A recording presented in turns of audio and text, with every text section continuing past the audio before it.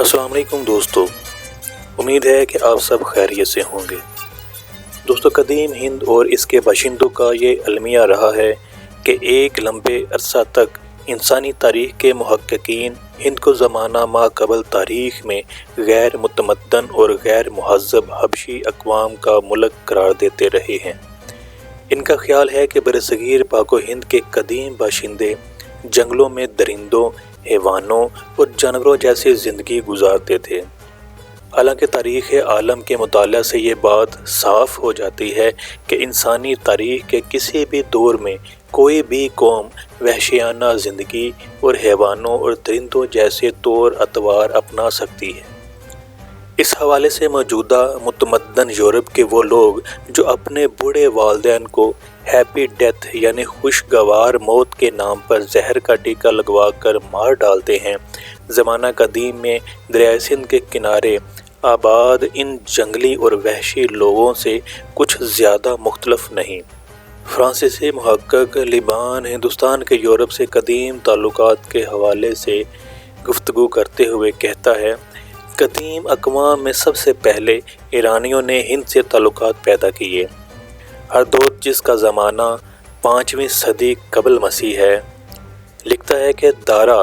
ابن ہستہ سب نے اس امر کے دریافت کرنے کے لیے کہ سندھ کی ندی کس سمندر میں گرتی ہے، اپنے ایک سپہ سالار اسکائی لارکس کو ہندوستان بھیجا۔ یہ اٹک کے قریب سندھ کی ندی میں سے ہوتا ہوا سمندر تک پہنچا اور پھر مغرب کی طرف سے 13 مہینے کی جہاز رانی کے بعد بحر احمر تک پہنچ گیا۔ اس کے بعد دارا نے اسی راستے سے آ کر شمالی ہند کو فتح کیا، لیکن جن ہندوؤں کا ذکر ہردوت کرتا ہے اور جن کے متعلق خط پیکانی کتبوں میں یہ لکھا ہے کہ شہنشاہ ایران کو خراج دیتے تھے، فی الواقعہ وہ وحشی اقوام تھیں جو دریائے سندھ کے قرب و جوار میں بسی ہوئی تھیں۔ ان کی نسبت ہردوت لکھتا ہے کہ جب ان کے والدین بیمار ہوتے تو یہ انہیں کھا جایا کرتے تھے اور مثل حیوانات کے اپنی عورتوں کے ساتھ کھلے عام تعلق قائم کرتے تھے۔ پاک و ہند کی ان وحشی اور غیر متمدن اقوام کی دوسری غیر انسانی صفت جو ہردوت کے حوالے سے لیبان نے ذکر کی ہے، یعنی اپنی عورتوں سے کھلے عام ملنا، آج کے مہذب یورپ میں کسی وبا کی طرح عام ہے۔ انتہائی افسوسناک صورتحال یہ ہے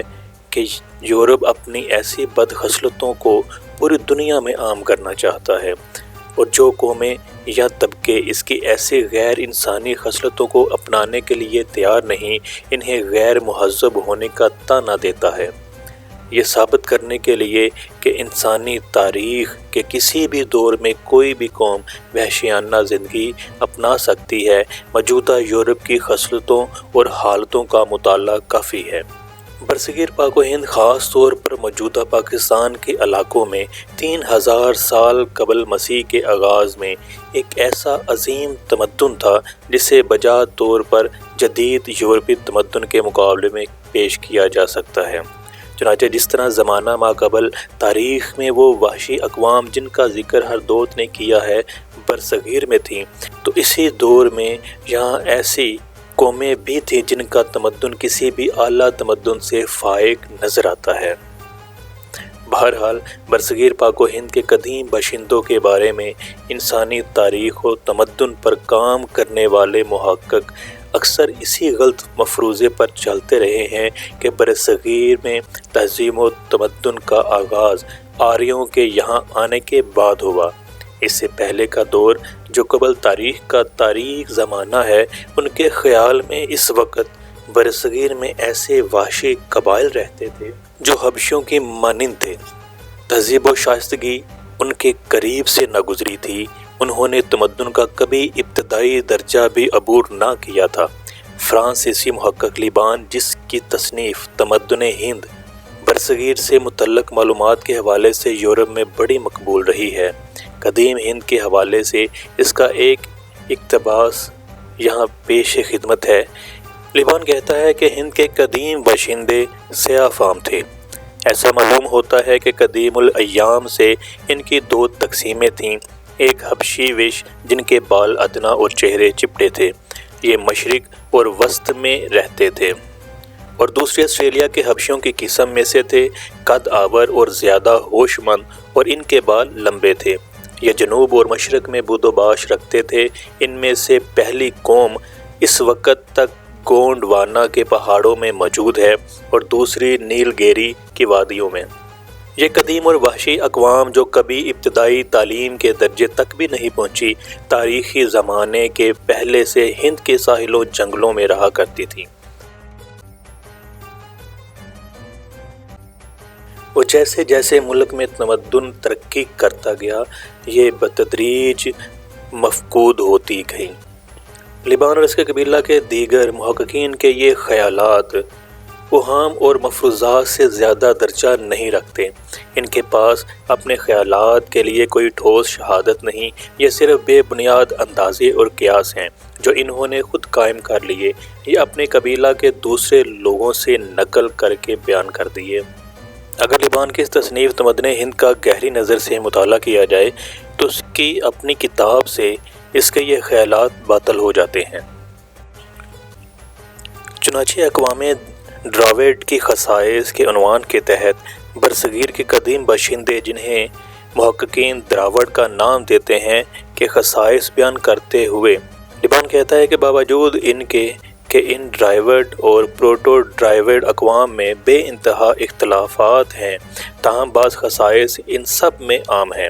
مثلاً جلد کا رنگ، بالوں کی کمی اور اس کی سیاہی اور چکنائی، ناک کی موٹائی اور نتنوں کا پھولا ہونا، قد کی پستی اور کھوپڑی کی لمبائی۔ یہ تو جسمانی خصائص ہیں، اور روحانی خصائص میں ان کی پست اعتقادی، ذات پات کا ماننا، ذات پرستی، جو ان میں غالباً آریہ اقوام کے ہندوستان میں آنے کے قبل سے موجود ہے۔ رامائن میں جو ان اقوام کا بیان ہے، اس سے معلوم ہوتا ہے کہ جس وقت آریہ اقوام نے ان پر حملہ کیا تو ڈراوڈوں میں ایک درجے تک تمدن اور شائستگی موجود تھی۔ یہ فلزات کو کام میں لاتے تھے اور کشتیاں، کپڑا اور مٹی کے برتن بنانا جانتے تھے، اور ان میں لکھنے کا فن بھی تھا۔ لبان کے اس بیان سے یہ معلوم ہوا کہ ذات پرستی برصغیر میں پہلے سے تھی، اور رامائن کا حوالہ بتا رہا ہے کہ ان میں زیورات سازی اور دیگر اہم صنعتیں موجود تھیں جو ان کے متمدن ہونے کا کافی ثبوت ہیں۔ یقیناً ان کا تمدن جتنا رامائن میں لکھا ہے اس سے کہیں اعلیٰ تھا، کیونکہ آریہ ادب میں ان لوگوں کے بارے میں پائے جانے والے حوالہ جات عموماً منفی ہیں، اور اکثر و بیشتر انہیں وحشی اور غیر متمدن دکھایا گیا ہے۔ لبان اپنی کتاب تمدن ہند میں جغرافیہ کے بیان میں معدنیات کے عنوان کے تحت کہتا ہے کہ لوہا بھی ہند میں بکثرت ہے، اور عمدہ قسم کی کانیں سلیمیں ہیں جو صوبہ مدارس میں واقع ہے۔ زمانہ قدیم سے ملک کے باشندے لوہا بنانے سے واقف تھے، اور پرانی سے پرانی یادگاروں میں لوہے کے بنے ہوئے دروازے ملے ہیں جن کا زمانہ بہت ہی قدیم ہے، اور ثابت کرتا ہے کہ انسان کے وجود سے تھوڑے ہی دنوں بعد ہند کے لوگ اس ہنر سے آشنا ہو گئے تھے۔ اس وقت تک بھی دیسی چھوٹی چھوٹی بھٹیوں میں کوئلے کے ذریعے سے لوہا بناتے ہیں۔